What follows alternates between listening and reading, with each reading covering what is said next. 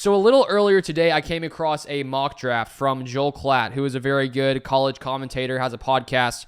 I really enjoy what he has to say, looking at these college players. But I came across his mock draft, watched the whole thing, waited to see who he had the Packers taking at 25, and this is who he had. He had Byron Murphy, defensive tackle from Texas. He said this: the Packers desperately need help on the interior of their defense to stop the run.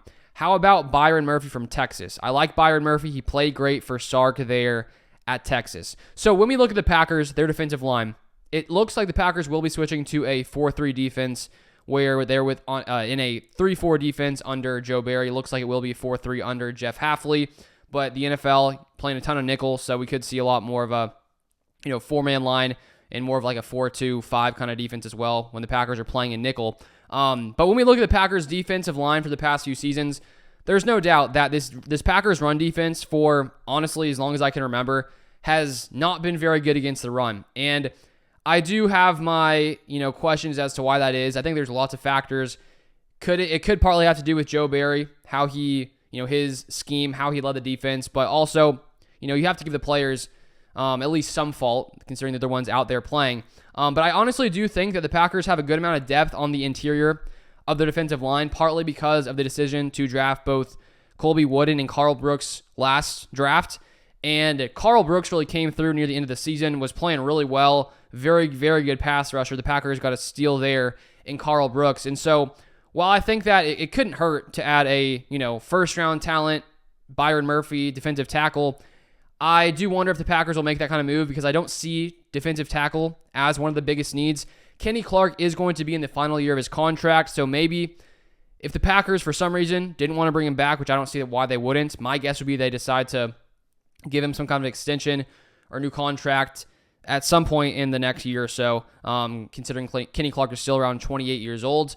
If he weren't back, there would be some worries there for me in the interior of the defensive line, so maybe taking a top-tier defensive tackle could, bolster this Packers D-line unit. You got Kenny Clark, TJ Slaton, Devontae Wyatt, Colby Wooden, Carl Brooks, and I do think that when you look at some of these guys, there has been a lack of success stopping the run. And so a guy like Byron Murphy, he's like 6'1", around 300 or so pounds, could be a nice addition. But I want to read here a draft profile from Dane Brugler of The Athletic. He has some very good insights into these draftees. He said this: in his first season as a full-time starter for the Longhorns, Murphy had a team best 45 pressures and ranked number 1 among all FBS interior defensive linemen in pass rush win percentage, 19.6.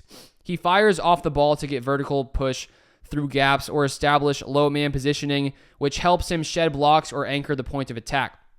He can get swallowed up at times, but Murphy's effort and hand usage make his lack of size less of a concern than expected. And I want to show you here the alignment that these Packers defensive tackles, where they lined up majority of the time. And you can see Kenny Clark, 49 snaps in the A-gap. TJ Slaton, 191 in the A-gap, which is just between the center and the guard. Devontae Wyatt, 9. Colby Wooden, 4. And then Carl Brooks at 5. So clearly TJ Slaton was, that big body in the middle, mainly, playing him against the run.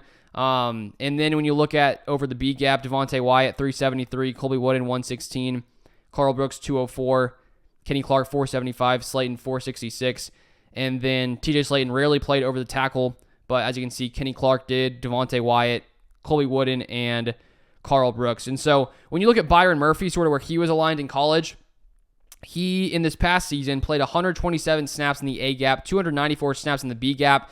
So it looks like because of his size, he's slightly shorter than some of these guys, but he's still 6'1", 308 pounds. So a little shorter, but pretty big, sizable dude there in the middle. So it looks like he can sort of play anywhere along the interior. And so maybe the Packers want to bring him in there.